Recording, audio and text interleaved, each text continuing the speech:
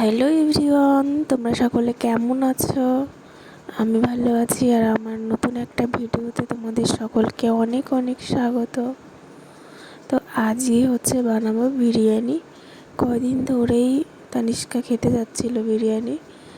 তো এখন তো আর বাজারে যাওয়া হয় না বিকালে, যেহেতু ওর বাবা বাড়িতে নেই, তো তার জন্যে কিনে আনা হয় না। আর কেনা বিরিয়ানিটাও খেতেও চায় না, বলে যে অনেকটা কেমন লাগে ওর নাকি। কিন্তু ও যখন ছোট ছিল তখন কিন্তু বিরিয়ানি খুব পছন্দ করতো।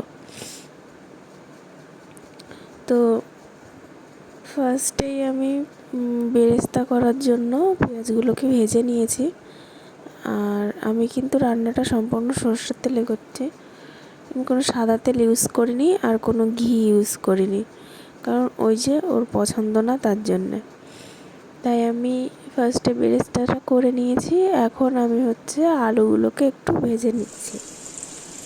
যদিও সবসময় আমি আলু ভেজে নেই না। তো তারপরে আমি আলুর মধ্যে দিয়ে দিয়েছিলাম পেঁয়াজ, দিয়ে আলুটা ভেজে নিয়েছিলাম। তারপরে আমি আলুগুলোকে তুলে নিয়েছি, নিয়ে এবার মশলাটা এর মধ্যে দিয়ে দিয়েছি।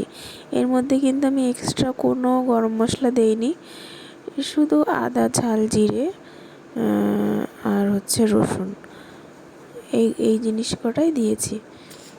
দিয়ে এখন এই যে তোমার মশলাটাকে ভালো করে কষিয়ে নিচ্ছি। আর আজকে এমনই একটা দিন, আমার কাছে টমেটোও ছিল না যে একটু টমেটো দেবো। তারপরে এখন এই যে মাংসগুলোকে এর মধ্যে দিয়ে দিচ্ছি। তো শনিবারের দিন গেছিলাম ওর নাচের ক্লাসে, সেখান থেকেই ফেরার পথে ওখান থেকেই মাংসটা নিয়ে এসেছিলাম। আর আজকে রবিবার, আজকে এই মাংসটা রান্না করছি। তো অনেক সময় দেখা যায় যে অল্প মাংস থাকলে বেশ সুন্দর ভালো রান্না হয়, আর খেতেও কিন্তু খুব টেস্টি হয়। তো আজকে যেমন দেখেই বোঝা যাচ্ছে যে আজকের মাংসটা টেস্ট হবে। যখন তুমি রান্না শুরু করবে তখন প্রথমেই বোঝা যায় যে আজকের রান্নাটা ভালো হবে। কালার দেখেও বোঝা যায় যে হ্যাঁ, কালারটা এমন হয়েছে, তাহলে রান্নাটা হয়তো ভালোই হতে পারে। তো এখন আমি মশলা দিয়ে মাংস দিয়ে ভালো করে এই যে মিশিয়ে নিচ্ছি। আর এখন ঢাকা দেব, আর ঢাকা দিয়ে দিয়ে আমি ভালো করে কষাবো, কারণ এর মধ্যে একটুও জল দেব না, যেহেতু বিরিয়ানি বানাবো তার জন্যে। আর আজকে আমি বিরিয়ানিটা কীভাবে করি তোমরা দেখো।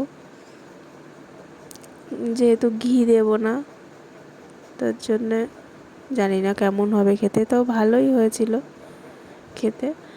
তো তারপরে আমি কিছুক্ষণ যখন কষা করা হয়ে যাচ্ছিল, তখন আমি ওর মধ্যে আলুগুলো দিয়ে দিয়েছিলাম, যাতে আলুগুলো ভালোভাবে গলে যায়। কারণ আমি আলুগুলোকে যখন ভেজেছিলাম তখন আলুগুলো ভালো সেদ্ধ হয়নি। তারপরে আমি যে গরম মশলা আনতে গেছিলাম, তো ওখানে দেখছি যে দারচিনিটা নেই। তো তার জন্য এই দারচিনিগুলো এনে, এখন এগুলো বড় বড় ছিল তাই এগুলোকে ভেঙে নিচ্ছি আমি, কারণ এত বড় বড় রয়েছে তো এগুলো কৌটার মধ্যে ভালোভাবে রাখা যাবে না। আর এখন আমি এই যে ভাতের যে চালটা, এটা আমি ভিজিয়ে রেখেছিলাম অনেকক্ষণ। তো তারপরে এই যে বসিয়েছি। তো আমি ওর মধ্যে কিন্তু তেজপাতা দেইনি, এমনি আমার ভালো লাগে না তাই। আর ওর মধ্যে শুধু গরম মশলাগুলো দিয়েছি, গরম এলাচ, দারচিনি, লবঙ্গ আর তোমার ব্ল্যাক পেপার। আর এখন আমি এই যে সমস্ত কিছু এই এক একটা কৌটার ভিতরে ভরে নিলাম, আর এগুলো এখন রেখে দেব।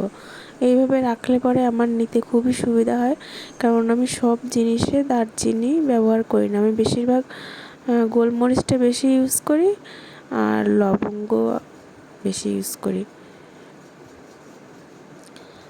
আর এখন আমার ভাতটা হয়ে গেছে, তাই আমি ফার্স্টে একটু জলটা ফেলে নিলাম, নিয়ে এখন যে ওই যে ভাত উপর দিয়ে যে ফুটো ফুটো গামলা টাইপের থাকে, ওর মধ্যে আমি ভাতটাকে উপর দিচ্ছি। কিন্তু দেখো এত পরিমাণে গরম যে আমি ভালো করে বারবার উপর দিচ্ছি, ভালো করে ধরতে পারছি না। তো ফাইনালি দিয়ে দিয়েছি। এখন এই যে ভাতটা দেখো কত সুন্দর হয়েছে। আমি কিন্তু এটা বাসমতি চাল ইউজ করেছি, কিন্তু এটা বিরিয়ানির চাল নয়, যে এগুলো আমরা বাড়িতে রোজ খাই ওগুলোই। কিন্তু এটা তো বেশ সুন্দর সেন্ট আর ভালো, মানে এই চালগুলোই আমরা ডেইলি খাই, সেই চালগুলো দিয়েই আমি বানাচ্ছি। এক্সট্রা করে কোনো বিরিয়ানি করার জন্য চাল এনে আমি করিনি। আর এখানে দেখো মাংসের কালারটা এত সুন্দর এসেছে, আর দেখে মনে হচ্ছে হয়েও গেছে। কিভাবে তেলগুলো ফুটছে আর তেল ছেড়ে দিয়েছে, একদম বিরিয়ানি তৈরির জন্য পুরো পারফেক্ট হয়ে গেছে মাংসটা। তো এখন আমি একদম মানে ঝোলটাকে শুকিয়ে নিয়েছি, নেওয়ার পরে তারপরে যে কড়াইটা নামিয়ে নিয়েছি। আর এখন হচ্ছে এই যে ভাতগুলো, এইগুলো পুরো দিয়ে দেবো এর ভিতরে।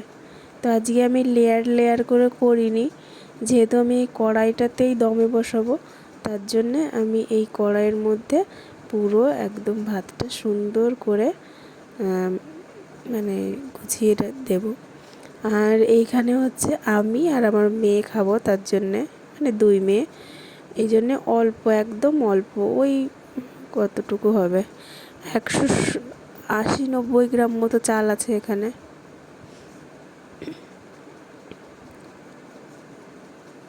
মানে চাল না, মানে ভাত 180-90 গ্রাম মতো নিয়েছিলাম, আর ওখান থেকেই ভাত হয়েছে। তো এইখানে দেখো আমি ভাতটা দিয়েছি, তার উপরে ওই বিরিয়ানি মশলা, তারপরে হচ্ছে তোমার ধনেপাতা, বেরেস্তা আর আতর, কেওড়া জল আর কি যেইগুলো দেয় মশলা, ওগুলো দিয়েছিলাম। আর তারপরে এই দেখো রেডি হয়ে গেছে।